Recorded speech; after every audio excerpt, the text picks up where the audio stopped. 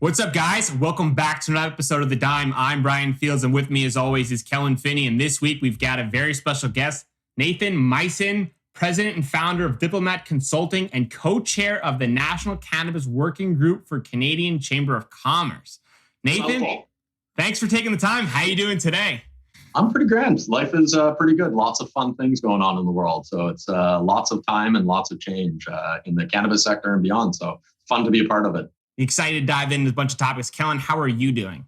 I'm doing well. There's a lot of snow on the ground out here in Colorado, and I'm really excited to talk international cannabis.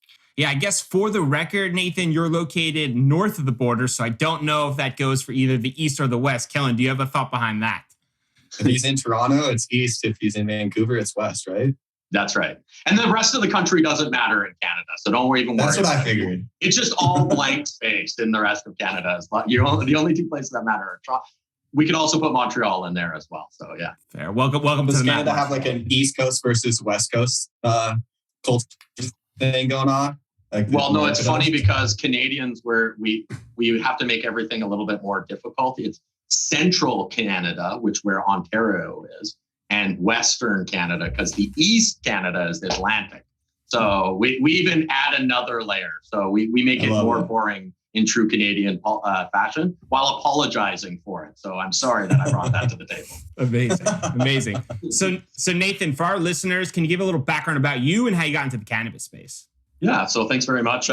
So I've been an exciting ride, having a great opportunity to help in the cannabis space from legacy. So legacy cannabis is defined in Canada. So Vancouver, Canada had a very unique circumstance. We were moving towards legalization in Canada. But what Vancouver did was actually approve municipal retail for cannabis prior to actual legalization.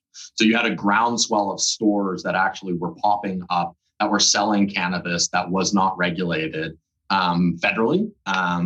And that is classified as legacy Canada or cannabis. So I was helping some of the legacy cannabis retailers come into the legal sector, which, as you can imagine, was an incredible transition and difficult to do, because when you're used to no taxation and no rules except at a municipal level, coming into a regulatory environment at a municipal, provincial, and federal level that is as difficult as opening a nuclear power plant was a little bit hard for those retailers to decide that they wanted to carry it through. But it really spurred the opportunity of what was coming in Canada. And because we were the first G7 and the first G20, I always kind of viewed this as an opportunity, if Canada didn't, screw it up, is that this could be our internet. Because it was such an economic opportunity that was manifesting here first, where the world would look at us first and then spread it out. And we've seen that the case. Like when we started legalization in 2017, 2 countries in the world were talking federal legalization, Uruguay and Canada. It's now 59 nations around the world are going through legalization. And the interesting thing from a Canadian was that we had to build our own domestic supply chain. So there's lots of interesting opportunities for Canadian expertise to come abroad. And I wanted to be a part of that because I thought there was some really interesting ways for us to help write rules at a city, at a province, state level, and at a federal level that made sense. So I joined with Fire and Flower as one of the founders. I was the first employee in Western Canada for them, and I think employee number 4 overall. In 4 years, they have gone from, literally selling ether, like this is coming, you have to believe it's coming, to 101 stores across Canada, 4 stores in the United States, and they're now partnered with Circle K. So the 16,000 stores worldwide that Circle K has potentially in the future could have Fire and Flower. So being a part of a company that went through that kind of growth with that kind of parent that came on board was an incredible opportunity to help write the regulatory framework at the city, provincial, and federal level. And so I was very involved in helping do that, running their government relations, regulatory affairs, and communication sides for Fire and Flower. And they really afforded me the opportunity to help set up a number of the provincial associations, as well as the federal association. So that's, you threw it out there, why I became the co-chair of the National Cannabis Working Group of the Canadian Chamber of Commerce. I was the past chair of the Alberta Cannabis Council, and the Ontario Cannabis Policy Committee. So they really afforded that opportunity for us to help write the rules, which cannabis retail was written on. And it's spurred some incredible passion in me about what the economic sector and the opportunity that it can be. And I don't know if you guys saw the Deloitte report that was just dropped on Monday out of Canada. We can talk about some pretty freaking big numbers and some pretty exciting opportunities that maybe this is our internet if we don't screw it up. So I think there's lots of opportunities and to represent that, at a municipal, provincial, state, and international level. It doesn't happen very often. So it's been a crazy ride, and to see the explosion and acceptance of cannabis is pretty exciting. Yeah, it's got to be exciting. And I want to stay with kind of the original framework that you were putting together. Obviously, we've talked about when you're leaning on other previous policies like New York, who can lean on California and Denver to kind of do the right ways.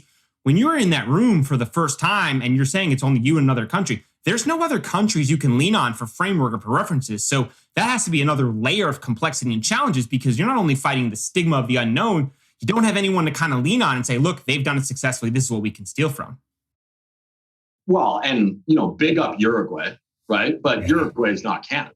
So Canada doing it was going to be the basis of probably what everybody else, like since Canada went through the legalization process, we just talked about it, went from 2 countries in the world to 59, right? It was the first Commonwealth nation that did it. There's now 24 Commonwealth nations that are going through cannabis legalization right now.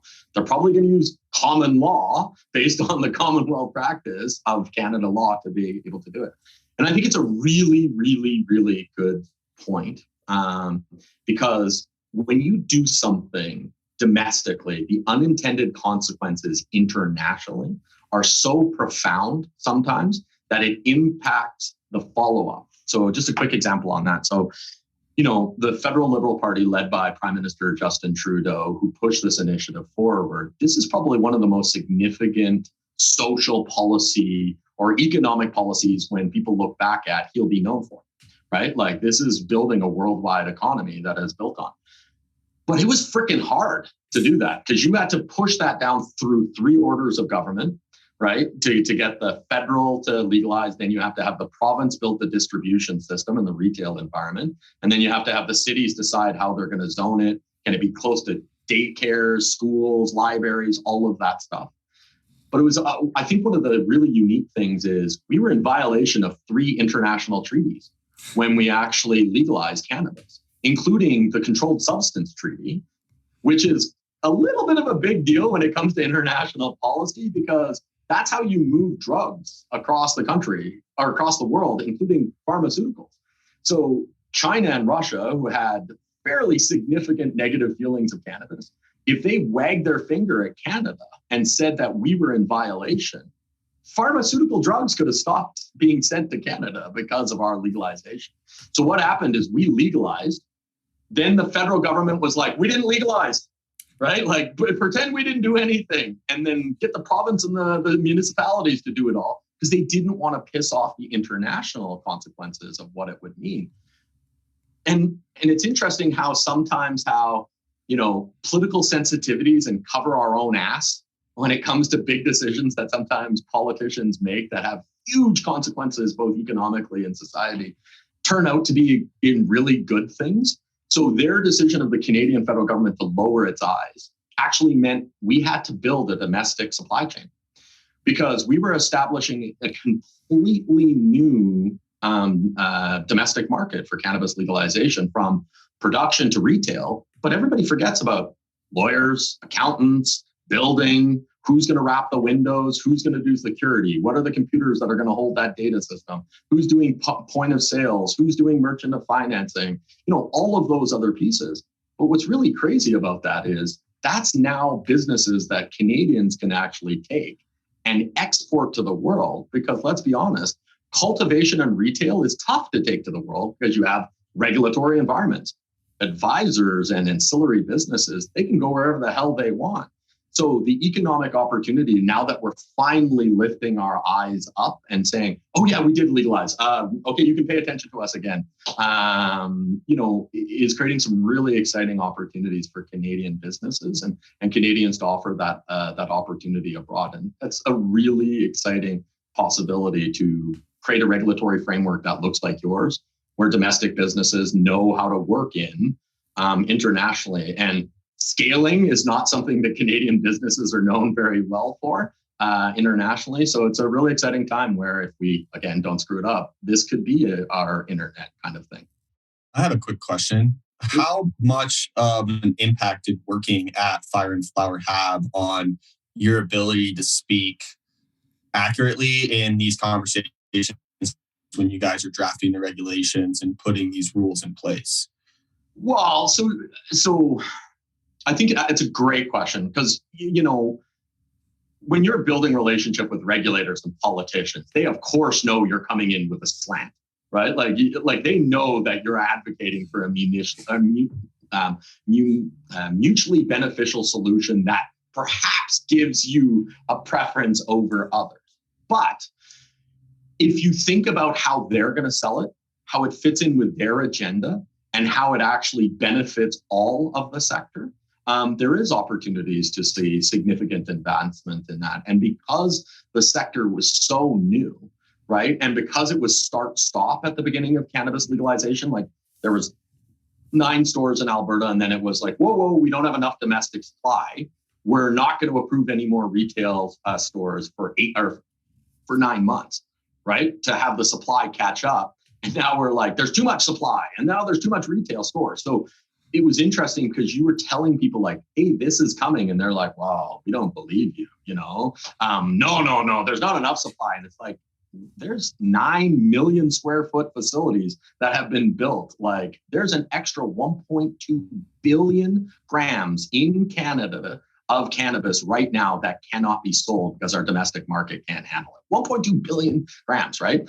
So it's a really good point. You have to advocate for the middle, show them that you understand their point of view, and give them speaking points that is a win for them and a win for your company and the sector you're looking to establish.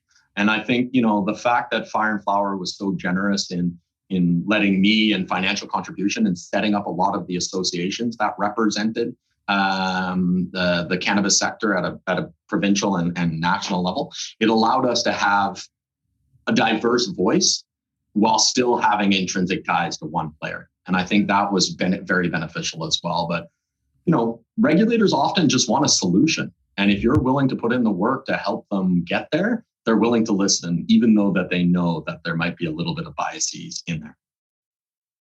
That was well said. I want to stay on that topic because it's so interesting. And I never really thought about like the international, peer pressure that would have ensued if they turned and started wagging their fingers. So is that a consideration before that's legalized? Or do you think that's kind of like a post, I didn't realize that this was going to be received so negatively? Well, now that's a great question. So there's 2 different elements in most policy development, right? Politicians and bureaucracy. Right? So we all know that the bureaucracy might have been running around in circles with their hand above their head, screaming like they were on fire, that we were in violation to that stuff. And the political class could be like, we made a promise, let's get it over the line because we're pandering to 18 to 35-year-olds and we're going to make this happen hell or high water. And the guys who are running around in circles that are screaming, they can take care of the international consequence because I don't even know if I'll be here in the future. So, I think you have to find that happy balance between the two. But, there was some movement in other jurisdictions to already see cannabis move. Australia was talking about it. New Zealand was talking about it. Germany was talking about it. South Africa was talking about it. Mexico was talking about it. So I think that's that was very beneficial. And again, I think it's also quickly just important in the Canadian context to understand cannabis legalization came through the judiciary. Right? It was patients suing for access to better medicinal cannabis. And because we have common law under the Commonwealth, that is judicial precedent in all Commonwealth nations. So when the South Africans legalized cannabis through their Supreme Court ruling, it was based on the Canadian Supreme Court case. So they knew that the ball could have been rolling at that point. So I think it was like, oh shit, this could be a consequence, but the ball's already out of the thing. We made a promise. let's go get those 18 to 35-year-olds, and hopefully the bureaucrats can steer us out of the darkness if we get in too much trouble. Yeah, that's such a complicated puzzle pieces of situations and personalities and political understandings that I'll never even be able to probably comprehend. Well, and the thing is, just as a quick aside on that, is the World Health Organizations and the United Nations in late 2019, did amend the Controlled Substance Treaty to actually exempt CBD and declassify cannabis from a Class A felony, right? Or as a Class A inhibitor. They also had been advocating at some of the organizations with the treaties that specifically if the Russians and the Chinese got really mad at us, there was movement to change some of that international treaties. And I'm sure that went into the calculus behind the scenes with the bureaucrats who were running around and screaming that fire, world's on fire. To your point, it's a complicated web, and it's a bold statement for a country to go first in that environment and then have everybody chase it. And it's interesting because the rules are so strict in Canada because it was easier to sell strict rules that you could roll back. And that's one of the environments that we now find ourselves in. Yeah, it's a lot easier to kind of loosen the restrictions than it is to be to put them on first and then be like, whoa, we got to tighten this up, because you've got to walk back that experience and change the customer perception as well as the business operation. So kind of staying. Yeah, go for it. Colin was a great example of that. Colorado with the edibles, right? Like the fact that there was no edible cap at the beginning, people were buying 1,000 milligram cakes. And then all of a sudden it's like, oh my God, we shouldn't give 1,000 milligram cakes, right? It was like, we have to lower that. A political rule that and a bureaucratic rule is always easier to give to the citizenry than take something away. So make it as strict as possible where you can lose it in time. And I think they use some of the Colorado example specifically in that circumstance in our cannabis policy. I mean, Florida definitely did, where they didn't even allow you to buy cannabis flower to smoke, right? Which is the industry, right? It's wild. Yeah. Do you think there was an economic influence or an economic kind of major point behind it, saying, hey, if we do go first, we can capture like a bigger opportunity and position the businesses for potential exposure if and when the other countries follow suit? Or you think it was kind of like, hey, we think this is a good idea, we should do it because it can help the citizens here? I think that's a great question. And the answer is categorically no. They did not care about the economics because, again, this was a Health Canada-led thing because of the Supreme Court ruling. And that's been one of the worst things that's actually happened for the cannabis sector. Because, when you have to go up against people who believe reefer madness, that you have to go up with people who are trenched in the tropes of the past, one of the ways to crack that is like, hey, this is generating $43 billion of economic impact and 151,000 direct and indirect jobs in the last 3.5 years, and has continued to grow during COVID as perhaps one of Canada's greatest COVID economic success stories. But they didn't give a shit. So, an interesting thing, and I think this is a really important thing to keep in mind, is there is not one provincial or federal economic mandate at one ministry or ministerial purview for the economics of cannabis. A sector that is now larger than dairy, forestry, mining, and automotive production has nobody who gives a shit about the jobs that it creates in this country. And I think that is one of the fascinating lessons that other countries have learned, is if you see what Mexico did, South Africa did, Australia, New Zealand, Germany, they've all added an economic mandate. And that's something that Canada has given to the world because we didn't have to do it. And the politicians realized, hey, this creates a lot of jobs and a lot of revenue, a lot of government revenue. We should maybe build in the economics into it at the beginning as well. So I think that's a lesson that Canada gave to the world as going first, because we really screwed that up here at home. Let's talk about one of the challenges of advocating for some of those political stances. I know you have your fair share of experiences and probably some stories about maybe some vaping and some of the taxes that go into it. Yeah, going into, ministers' boardrooms and them telling you that there's no illegal vape products in the place that you're advocating for and you're like, oh, minister, please tell me more. And they categorically tell you, illegal cannabis is not in this jurisdiction. And you perhaps open up a large app that you can order cannabis from illegally, and you order vape products for them and to be delivered to that ministerial boardroom, and then hit refresh over and over. So the minister can literally see the dot moving closer and closer to be delivering illegal cannabis to his office in a legislative building, is pretty emphatic on your advocacy point. So it's really fun to have those stories because it puts a real world example to the level of ignorance, arrogance, and education that the cannabis sector had to provide to people who are so oblivious to actually what is the sector is trying to displace and create too.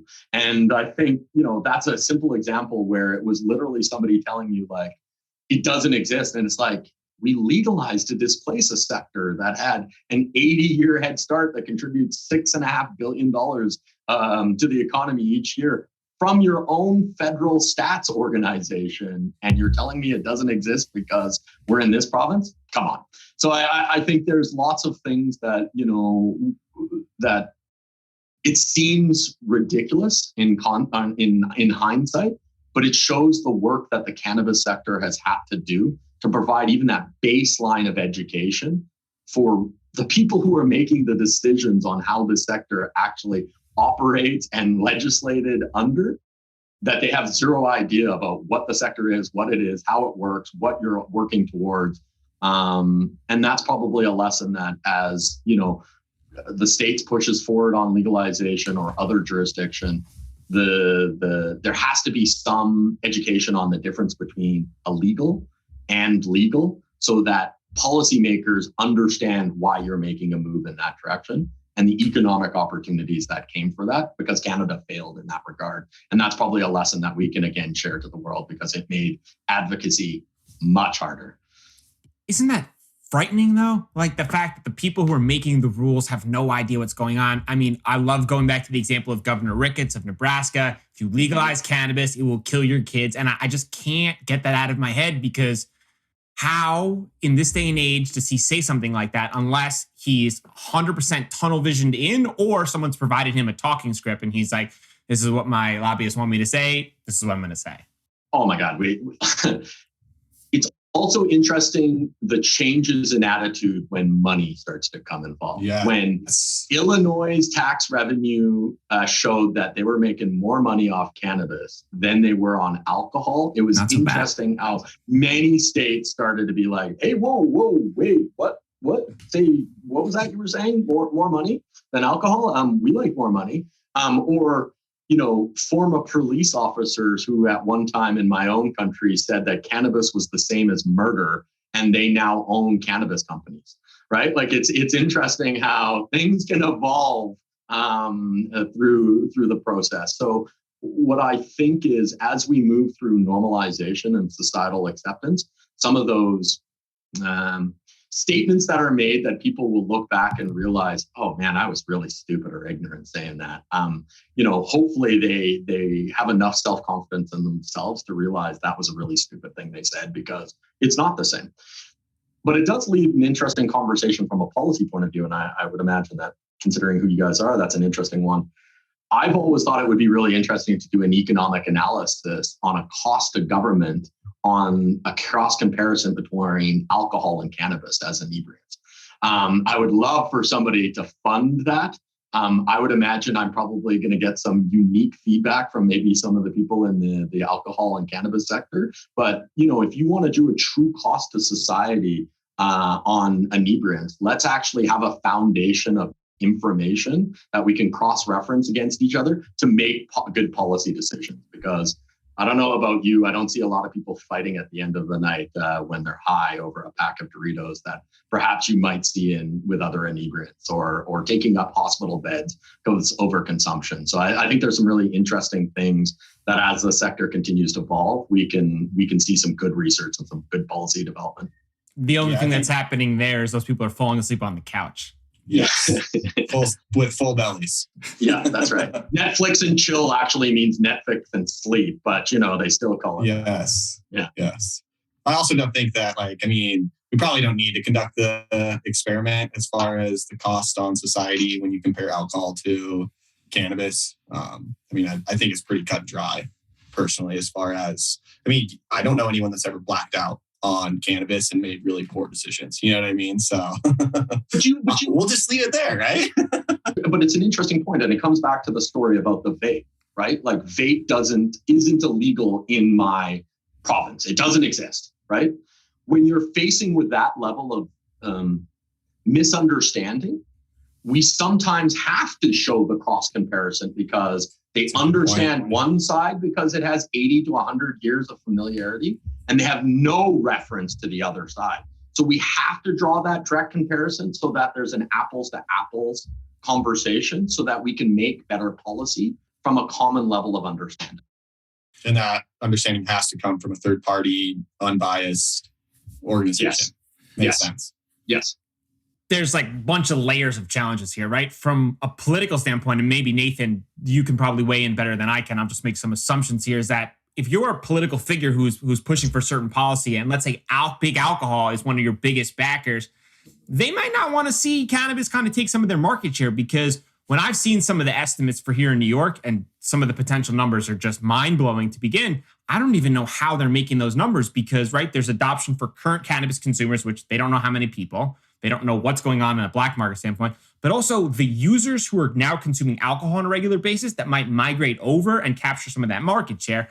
I don't know how you can put a number on that. And if I'm an alcohol company now, I'm frightened by the concept, because the hangover is terrible, right? It's quote unquote makes you feel bad. You don't want to get up in the morning and work out. But from a cannabis standpoint, it kind of alleviates that burden. So there has to be some fear from alcohol side that like they might lose market share, and pretty quickly.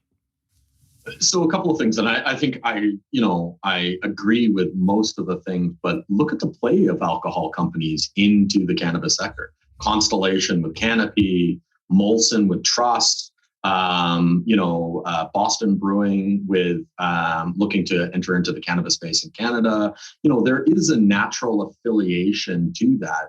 And I think, we've heard some of the decelerated consumptions of beer in the United States with a younger population of 18 to 35, right?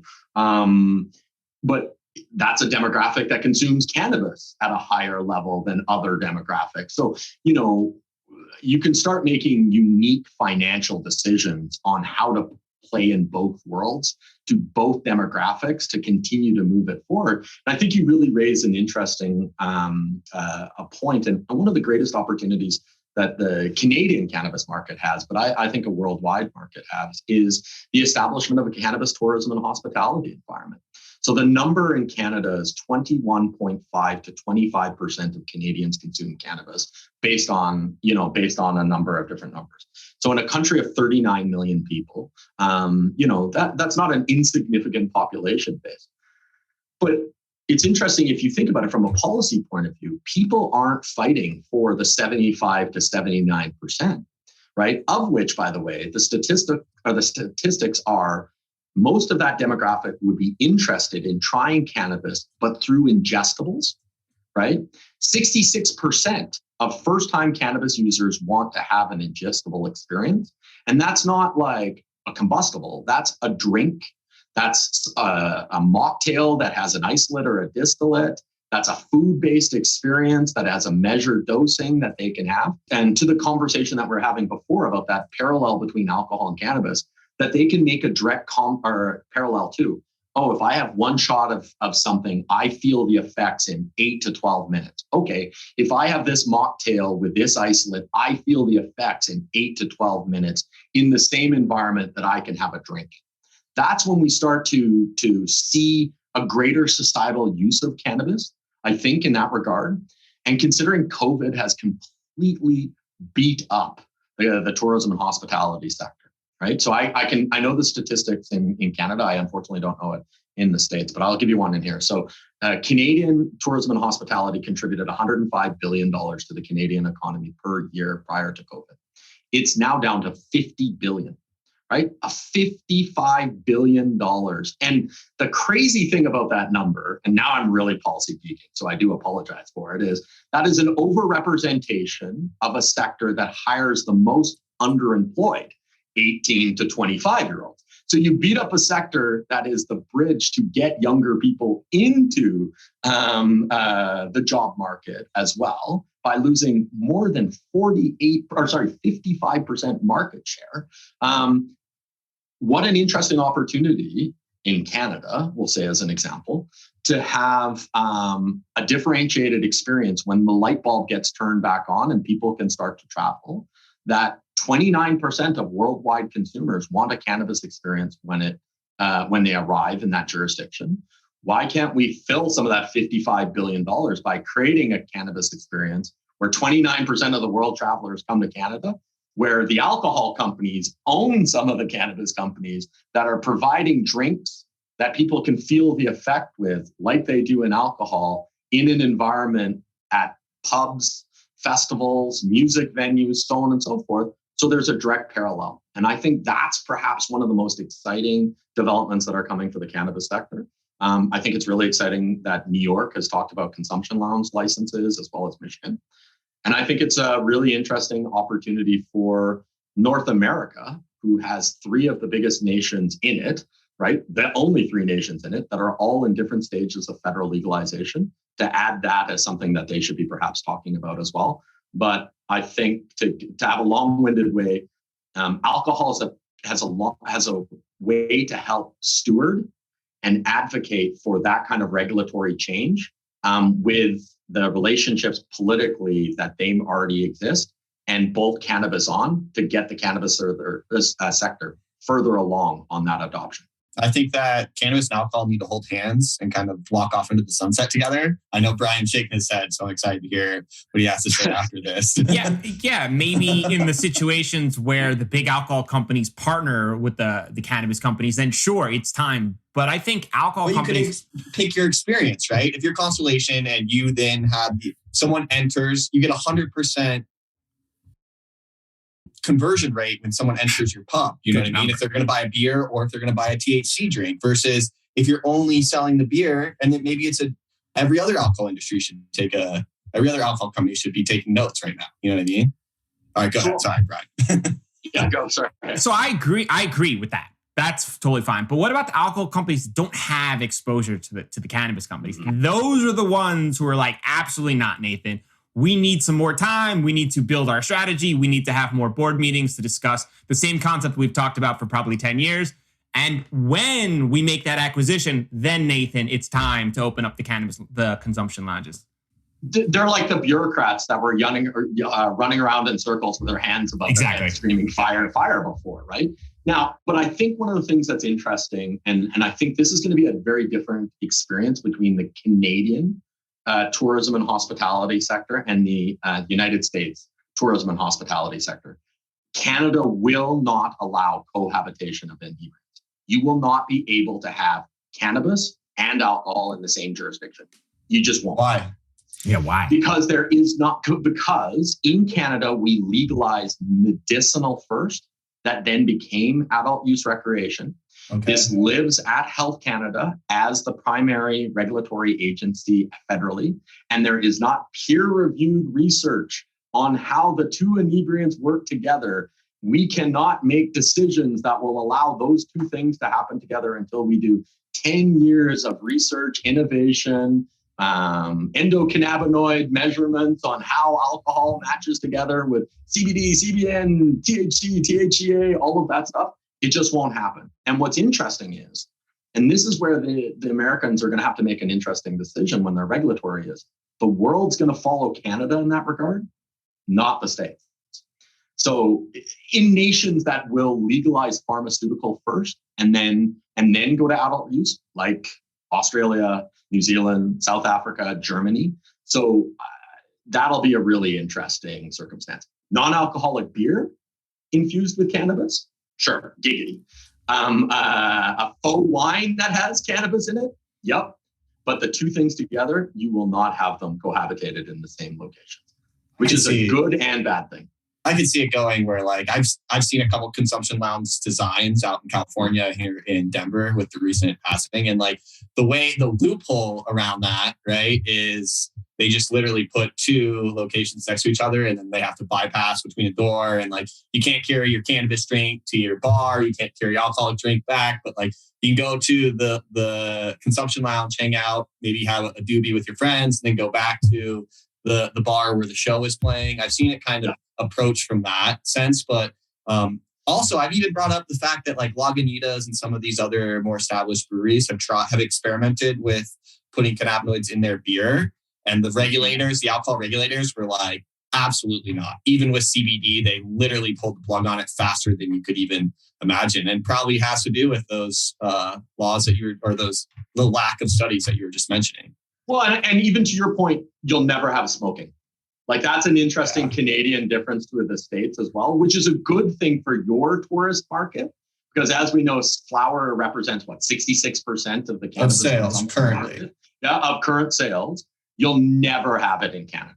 You will never have smoking indoors in Canada where somebody is smoking a pipe, a hookah, a joint. It just won't happen. And it shouldn't. It's better for the industry as a whole that we're not encouraging people to inhale things that are on fire, right? Like, at the fundamental level. This is why I think the hospitality is such an attractive opportunity from a market segment perspective. Especially to steward in an undertapped or untapped demographic, which, by the way, is the vast majority of the society.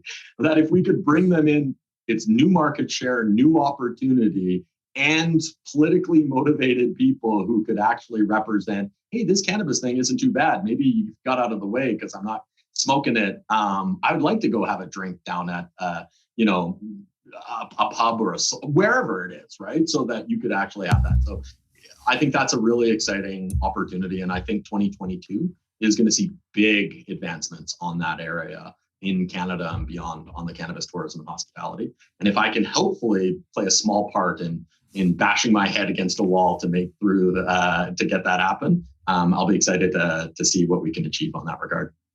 I love the consumption lounge idea. And I think from an educational side, you bring in consumers who are maybe a little more fearful to walk into like a normal dispensary and ask those questions. And you kind of take them through the experience. You know, when you go out to California and you have the wine experience and the, they're taking you through the grapes and how it's processed and all those beautiful things. You know, maybe learn one or two different things and you feel good. You go back home and you brag to your family, but, I only drink, Pinots from Oregon. You can do the same thing in Canada where you go through that experience, say, oh, well, I got these great genetics and these strains are where I like. Local food, local cannabis, local chefs only in that jurisdiction is a cannabis. So we call them farm gates in Canada. They are moving in that regard, which is a similar model to the wineries, but they haven't bolted on consumption yet. That is probably to come. And, in Canada, we have the Niagara region for wine, or the Kelowna area, the Okanagan Valley for wine, just like you guys have California, Oregon. And though you'll see that cannabis opportunities, because again, the benefit is from a policy point of view is, we did that for wine and it was incredibly successful and brought a ton of tourists here with more money. I understand that parallel. So it's easier for the politician or the policymaker to see that and advance that cause to get us further to that. The more that we can find parallels to get the cannabis sector a further ahead, the better, because that's how we actually advance the cause. And considering this is the third year of the Cannabis Act in Canada, October 17 of 2021 was the third year, and it has embedded in the act something that was, in hindsight, incredibly intelligent, which was a full legislative review of the act. We can actually advocate for the change that we want to actually lessen some of that stringentness that we started with, that we talked about earlier.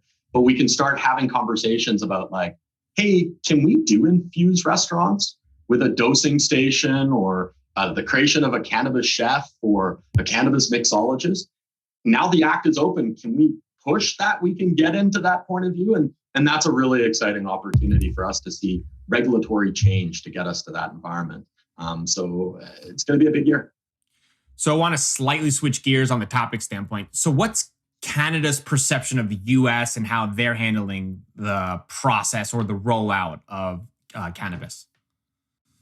Well, that's a great question. So Canadian license holders, which are the cultivators, are please, for the love of God, hurry up and federally do it so that we can push our 1.2 billion extra grams of cannabis down there into your market. While Oregon, Washington, and Colorado are like, please, for the love of God, let federal legalization happen so that we can push our hundreds of thousands of pounds to the rest of the country.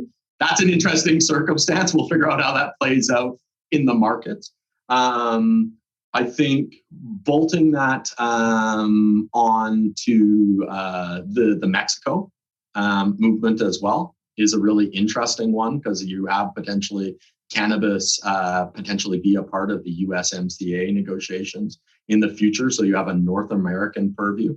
Hell, even if we just start at hemp, which we've approved across, now you have a North American CBD and non-psychoactive cannabinoid market. That's a really interesting point of view. I think Canadian companies and regulators have started to lose faith that federal legalization is imminent. I think, the political discourse in the States is pretty fragmented. So Canadians are looking at other jurisdictions. And I say this a lot on conversations with the States, and I feel bad because I feel like I'm always like the negative Nancy of opportunity for Americans. But the fact that there is going to be a worldwide standard for cannabis, probably based around EU GMP production, because of the size of the European market, and because the federal government isn't involved in that conversation, it could potentially lock American cannabis in America. Canada is starting to look at Germany, France, Europe as a significant place to divert their attention to, especially because the Americans are trapped in their own border with their cannabis. So I think that's a really interesting point of view. Well, between again, Canada and Germany, they're already doing business. Yeah, they do because we legalize the same way, because it's medicinal first. So it's pharmaceutical grade based on EU GMP standards of production. And because the States hasn't legalized in the same manner with that same kind of regulatory environment. And the benefit is that's medicinal to medicinal, not recreational to recreational. So you can have medicinal products that is pharmaceutical grade flow between countries, of which there's potentially 58 around the world that are going through that process, while the States is trying to figure out what it is. So you're going to see much more attention from Americans or from Canadian regulators and companies to those jurisdictions. I will flag one quick thing for an interesting point of view. So Canada has had a fairly protectionist experience when it comes to cannabis domestic supply from outside sources, to the point where Jamaica and Colombia has threatened the Canadian domestic market with protectionism at the WTO for not fulfilling its world international treaty obligations between nations. So that is actually starting to pop off, which is going to be a really interesting thing to watch when it comes to domestic or international flow of cannabis. Because could you imagine the World Trade Organization leaning in on trade agreements for cannabis and the States isn't involved at that table? That's a weird thing to happen. So there's some really interesting stuff internationally, and the States being where they're at is really hurting their commercialization opportunities worldwide. I just have one quick question. What is the USMCA? What is that acronym that you threw in there for our listeners? The United States, Mexico, Canada agreement. It's not as sexy as it was when it was called NAFTA. That is the new NAFTA. They didn't like the name NAFTA because the feedback was US had to be in front of the other countries when they renamed it. So, literally, that was the reason for it. So it is now the United States, Mexico, Canadian agreement. That is the new name for NAFTA. Well, it's good that we didn't let our ego get in the way when we were naming an agreement. I mean, being left out of those sort of like conversations just because we can't get our act together is so complicated, because like you were saying, Nathan, like here in the States, it's a state-led story. And what we don't have as a federal level is a somewhat of an understanding of a plan moving forward, or at least if there is, it doesn't seem like there's a clear one. So when Canada's looking to, let's say, expand their operations and they're limited with which direction they can go, right? They can either be passive and wait for the US, which is kind of challenging, or they can take that to Europe. It's a bad sign for US because there's good opportunities as well from an exposure standpoint, right? Economies of scale, just based on the sheer location. That's got to be another layer of hurdle that the US operators is going to fall before. Yeah, for sure. I completely agree. But I think, America will do what America has always done very well and better than most other nations on earth. Build great brands and have great access to capital, right? So when they do come to market, it'll be like gobble, gobble, gobble, right? You'll have foreign entrants into those markets by acquiring other nations, especially because when you go through federal legalization, you can see some of the bigs who are listed financially on large stock exchange where they can't get involved with cannabis because they would avail themselves off the proceeds of crime, move off the sidelines. The other one too that I think is under talked about is family trusts that have vice clauses in them. You have big hedge funds and big family trusts who are sitting on the sidelines, not touching the cannabis sector because they're not allowed to, because it is a vice, because it is not legal. I think when that light turns, it'll be just acquisition.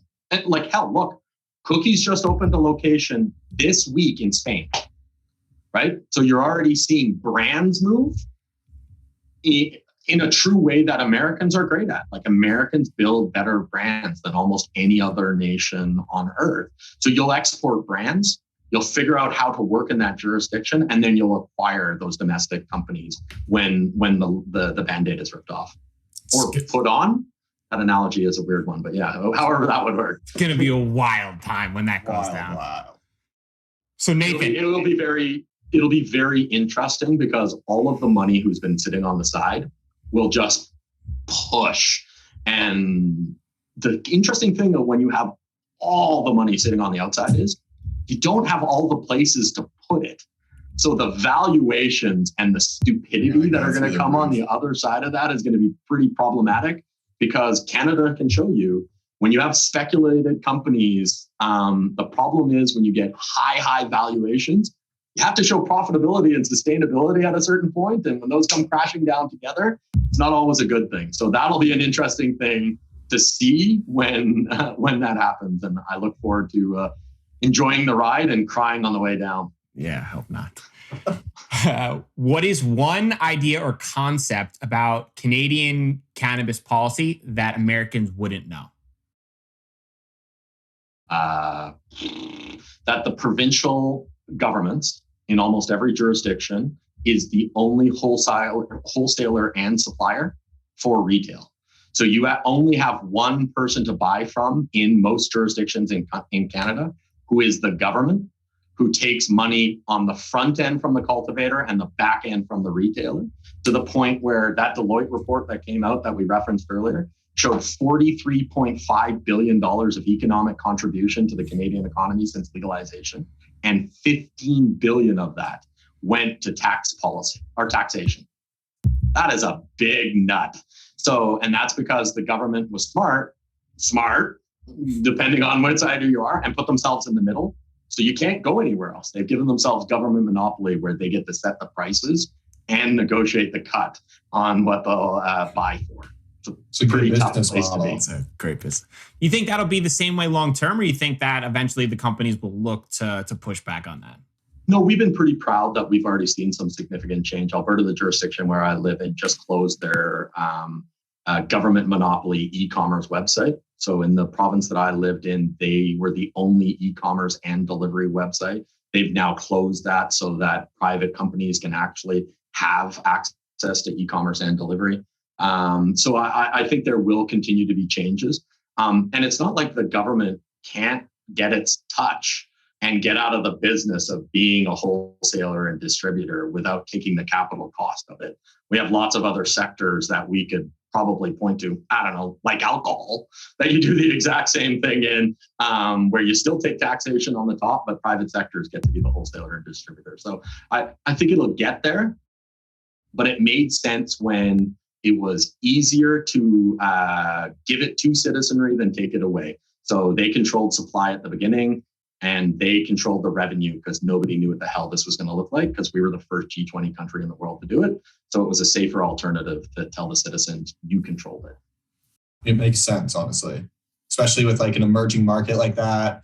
And I mean, who knows how poor the service could have been from a startup company that's trying to figure it out on the fly. And they don't kind of have that professionalism that comes with the government organization. So, I mean, I think it's smart from the beginning, and it's cool that they're able to change it now.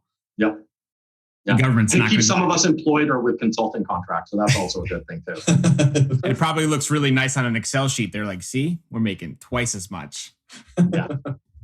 43.1% is the taxation on cannabis in the province that I live in. How do you displace an illegal market when the consumer, without markup at a retail level, pays 43.1% before the product is even on the shelf for sale?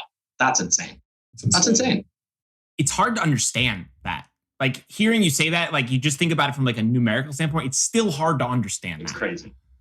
It's crazy. I mean, even here in Colorado, like, there's dispensaries or storefronts that I'll pay 20, 30% taxes on.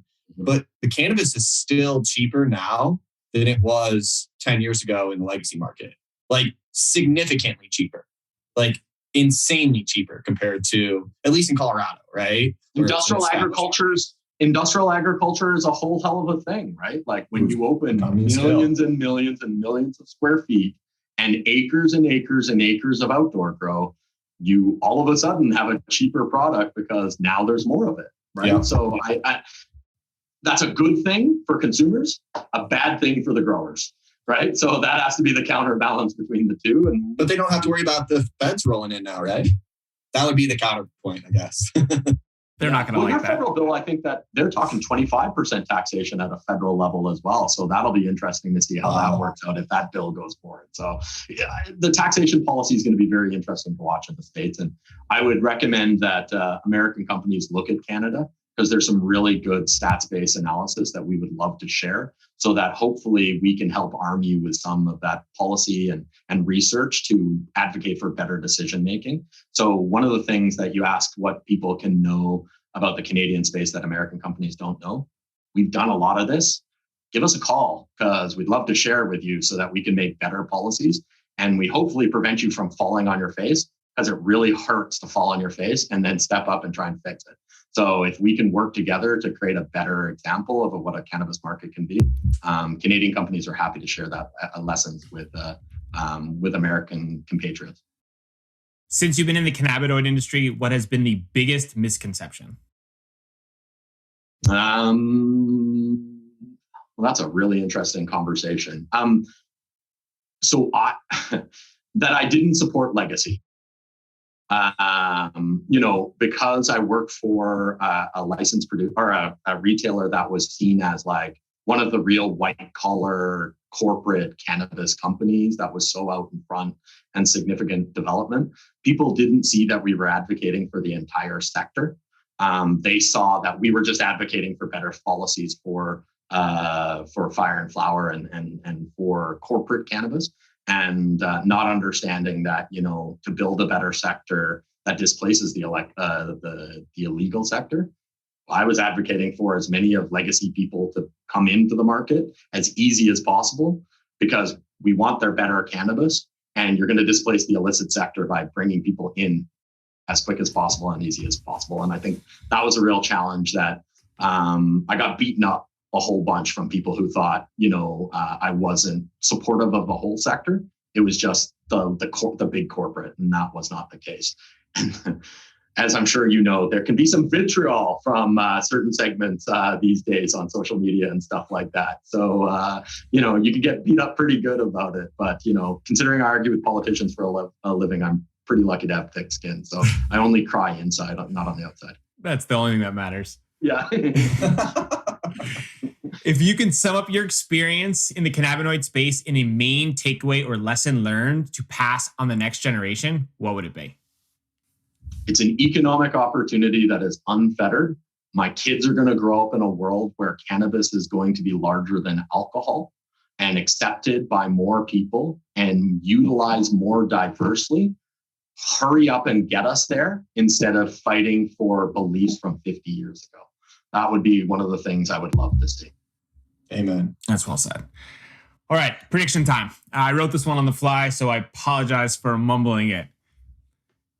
How do we get the NAFTA, or formerly known NAFTA agreement, to allow for cannabis sales across US, Canada, and Mexico?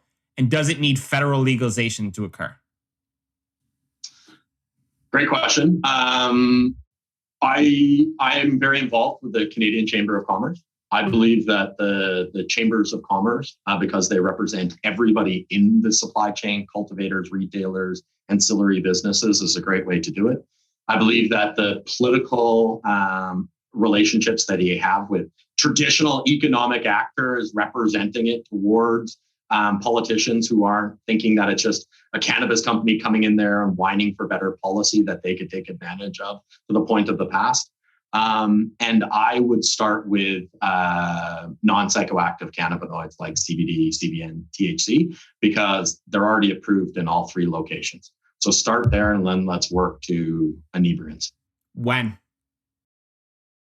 The next USMCA review is in 2023. Let's roll up our sleeves and let's get her done, right? Let's have a North American perspective. It's on the books. You pass the Farming Act. We have it federally legislated and the Mexicans federally legislated. Have you heard one person talk about it? Why not? Why not? It's just a simple question to ask. So if we put it out there, maybe we can force it to actually be a part of the conversation. And from a politician point of view, it's an agricultural product, not an inebriant. So maybe they feel safer doing it. Yeah, convince Governor Ricketts. Kellen, what do you think? I mean, first, we did pass the Farm Bill, but that did not seem to do much for CBD as far as rescheduling it or saying it's safe or really anything. It's still kind of in that gray area. You know what I mean? So well, we should probably figure out what we're going to do with CBD first, and then we can kind of move forward, I guess.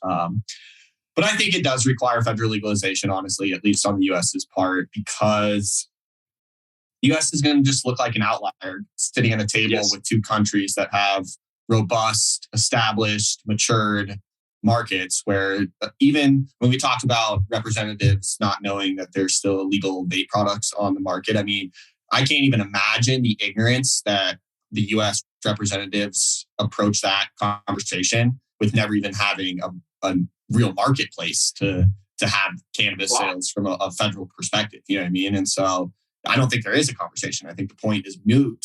Or it's like this. Yes. Right? Plug my ears and cover my eyes. So please go ahead and talk about it. I think that's probably where it's at. But like Germany is going through adult use recreation. France is going through adult use recreation. Like these are not small other nations. These are traditional American allies who are going through that process, and you're surrounded on both borders. So it has to get there where you're not taking a political risk anymore, and it's a huge economic opportunity. So I think when the light bulb turns, it'll go very quickly. The question is, what is the policy that you get that you have to live within? Because I think when you rush, the consequences of rushing are more scary than taking the time. So that would be the one thing that I would worry about when America turns that light or when it flips that switch, what the policy will come out the other side, because the cannabis sector might advocate for the next 5 to 10 years to roll back some of the things that were embedded in the legislation during legalization. I agree with what you said, except the only caveat is you do have to do something. We can't just hang out and be patient for the next 25 years. We do eventually have to take a step forward. We can't just talk about it. Isn't there 5 bills in both houses? It's not like there isn't stuff to talk about. You know what I mean? Like there's And I think is it the majority of American states are 63% or 68. I think it was 68. Oh, it's And by the way, this is the most popular public policy position in the United States for the citizenry is cannabis legalization. At a certain time, maybe a politician's going to be like, wait a second. So 70% of people like this? Why aren't I jumping on that? Because I like 70% of Americans voting for me. So I think, sometime hopefully we'll combine that political opportunism with common sense policy making.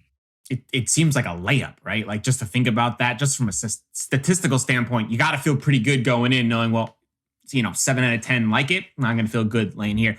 What I never thought about until you said it, Nathan, was the international peer pressure that kind of goes into it, right? Because if the US is being left out of these conversations because we can't get our act together, besides the economic standpoint that we'll miss out on God knows how much money, but like it's also an embarrassment as someone who kind of takes themselves as like the world leader. We need to be at the forefront of this. And if we're kind of sitting back because, whoa, we haven't got our act together, it's going to be kind of embarrassing. So I wonder if the cabinet or the political leaders help kind of push that a little faster to be like, hey, like these conversations are happening with or without us. We need to do something first so we can partake in these conversations because we would like to influence how that arrangement goes. And that might expedite the timeline a little differently than I ever thought. You're closer aligned with Russia and China than you are with Germany, France, Mexico, and Canada. Oh my God.